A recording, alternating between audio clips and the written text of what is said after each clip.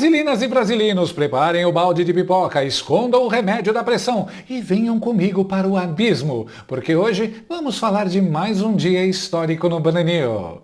Ontem, o Congresso Nacional, aquele lugar onde habitam 513 deputados e 81 senadores que, por algum erro de percurso da evolução, nós elegemos, resolveu trabalhar. Eles promulgaram a Lei da Dosimetria. Nome chique, né? Parece termo de nutricionista para medir porção de whey, mas é a lei que permite revisar as penas, muitas delas beirando o absurdo kafkiano dos condenados pelo 8 de janeiro.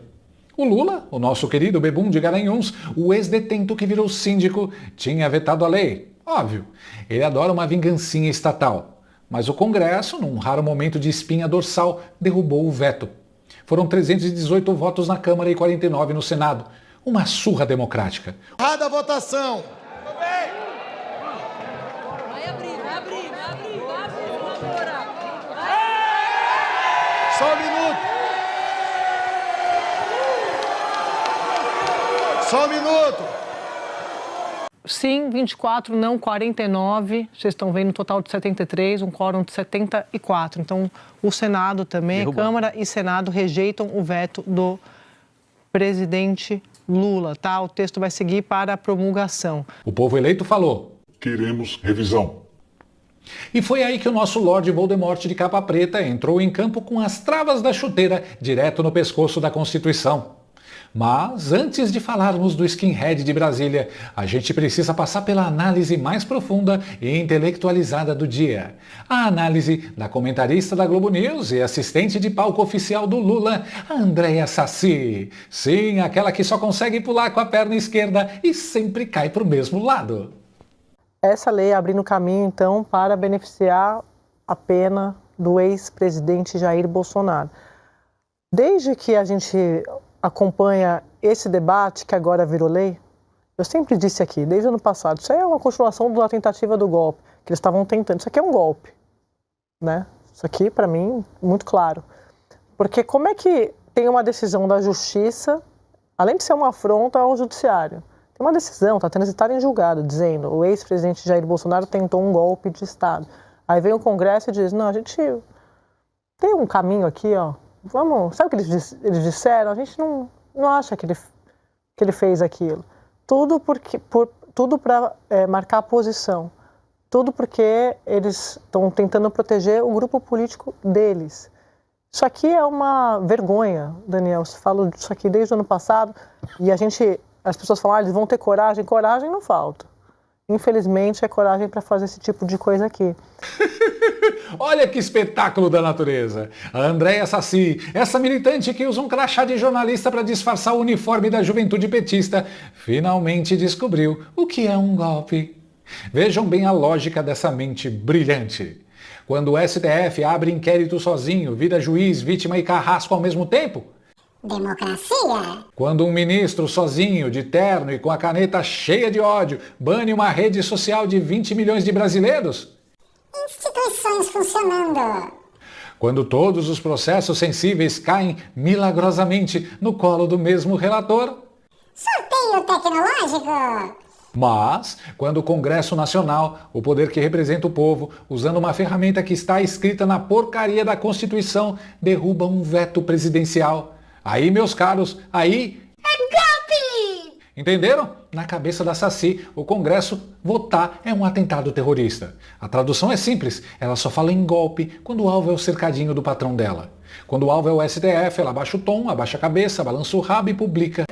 Eu conversei com interlocutores do Supremo e eles estão preocupados. Isso tem um nome técnico, vigarice intelectual. Mas não sai daí, porque se tem uma Saci, tem que ter um Daniel Souza para completar o circo de horrores. O tempo todo a argumentação é que você vai pacificar o país. Isso não é verdade. Isso não faz nenhum sentido. E eu digo aqui e sempre repito, a história do Brasil é farta em exemplos de golpistas que foram anistiados e voltaram. Se tem uma certeza em relação a golpistas é que eles voltam se você não os pune adequadamente. Que análise! Que profundidade de um pis. Daniel, meu querido, você tem toda a razão. A história do Brasil é farta de golpistas anistiados. Inclusive, se você olhar para o lado aí no seu estúdio, você vai ver alguns. Temos o Fernando Gabeira e a Miriam Leitão. Lembram deles? Participaram de movimentos armados, sequestro de embaixador, aquela coisa romântica de guerrilha na ditadura. E foram o quê?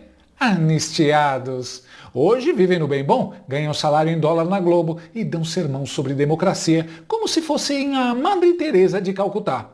Em relação às declarações do candidato Jair Bolsonaro sobre o Globo em 1964, o Grupo Globo emitiu a seguinte nota, abre aspas. O candidato Jair Bolsonaro disse há pouco que o Roberto Marinho, em editorial de 1984, afirmou que participava do que chamava de Revolução de 64. Teve até uma golpista que a gente, num surto coletivo, transformou em presidenta.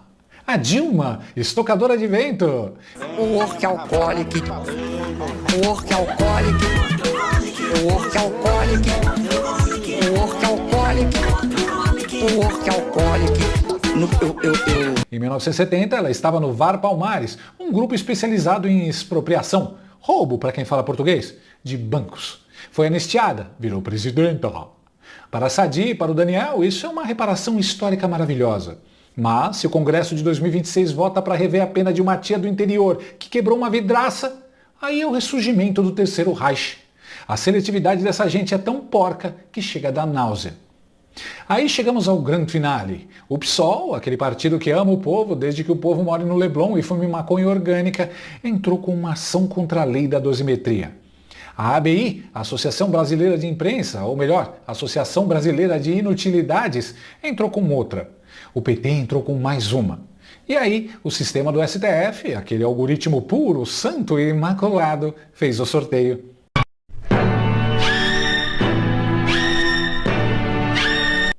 Imagina a cena em Brasília. O técnico do TI, com aquela cara de quem não dorme desde 2018, toma um gole de café frio, suspira e aperta a tecla Enter.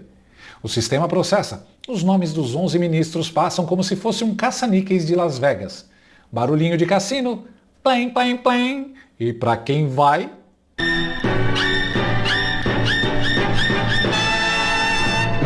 Alexandre de Moraes!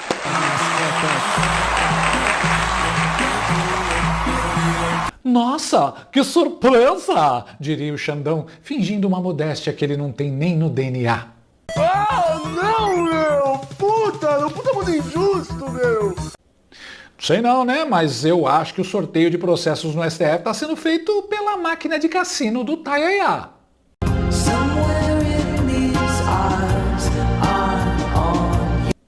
Ele foi sorteado para o inquérito do golpe, foi sorteado para as fake news, foi sorteado para as redes sociais. Esse sistema de distribuição do STF não é um algoritmo, é um algoritmo com um crush no Xander Clayson.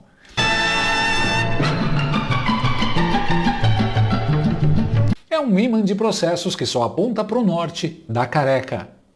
E o que o nosso xerife fez? De manhã ele pediu informações para o Congresso. Parecia um juiz normal. Mas de tarde veio o golpe de mestre. Xander Clayson suspende a dosimetria. Na Globo News, seja bem-vindo a você que está chegando agora e com uma notícia que acaba de chegar. O ministro do Supremo Tribunal Federal, Alexandre de Moraes, acaba de suspender a execução da lei da dosimetria, que poderia reduzir as penas dos condenados por atos golpistas.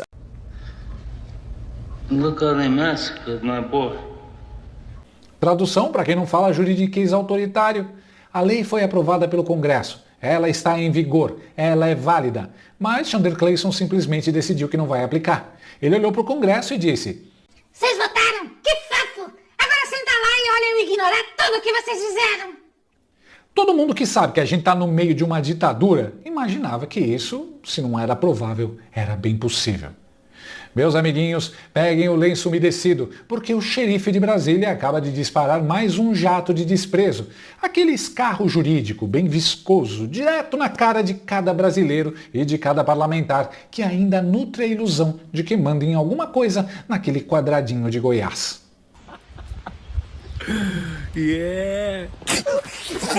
O nosso cabeça de manequim não se deu por satisfeito em ser o dono da tômbola. Agora ele resolveu que é o dono da caneta, do papel e do corretivo.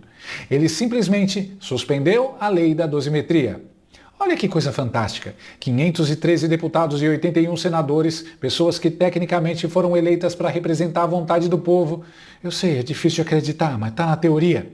Se reuniram, discutiram, votaram e, não satisfeitos, ainda atropelaram o veto do Bebum de Garanhuns, com uma maioria esmagadora. Aí vem o skinhead da Praça dos Três Poderes, com aquela aura de quem é o dono da verdade e do destino alheio, e diz: Bonitinho o esforço de vocês, mas eu decidi que essa lei não vale. Guardem o texto no gavetão, porque quem manda no cronômetro da justiça sou eu. A pergunta que não quer calar e que já está ficando com cheiro de mofo é: até quando o Congresso vai continuar aceitando esse papel de corno manso da República? O Senado olha para o lado, a Câmara finge que está lendo o regimento e o Chamber Clayson continua lá, transformando a Constituição num gibi de colorir, onde ele escolhe as cores e apaga as linhas que não gosta. O Congresso Nacional hoje tem a mesma relevância que um manual de instruções de um foguete para um macaco. Eles olham, não entendem nada e, no fim, quem decide se a banana vai ser descascada é o ministro que nunca recebeu um único voto, mas age como se fosse o imperador Sol. É o puro suco de bananil, onde o voto de milhões vale menos que o mau humor matinal de um homem de capa preta e 0 folículos capilares. Quem convive com esse cara de perto deve sofrer muito, hein? Ele tem o STF na mão, os outros ministros são vassalos. Imagina a esposa que não consegue internar o doido. O Brasil está na mão de um maluco e os próximos a ele são reféns. Mas o buraco é mais embaixo, meu povo. O Gilmar Mendes, o nosso laxante jurídico favorito, já deu o papo reto. Ele disse que mesmo que o Senado decida pelo impeachment de um ministro do STF, o impeachment não aconteceria. Vai parecer arrogante o que eu vou dizer, mas eu não tenho preocupação com isso.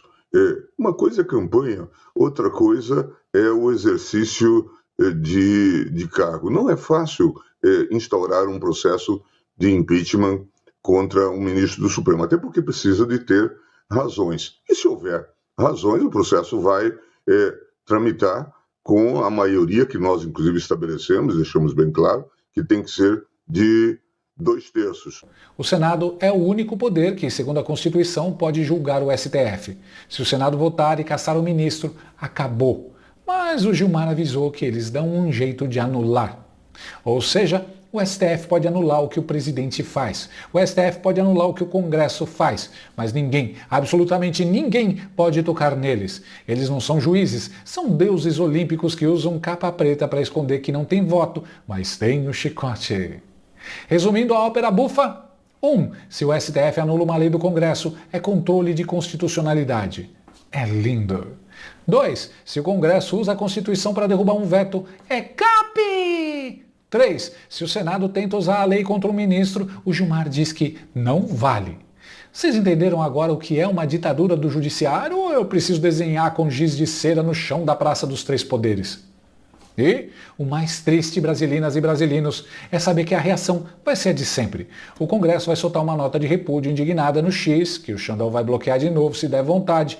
A oposição vai fazer vídeo gritando no YouTube e você vai ficar puto nos comentários por 48 horas. Na semana que vem, teremos um novo escândalo, um novo sorteio mágico e a tômbola vai girar de novo. E você já sabe qual vai ser a bolinha que vai sair, né? Aquela que brilha, que não tem cabelo e que manda em você. Pois é, até a próxima, se o grande irmão permitir e se eu não for sorteado para ir pro xadrez.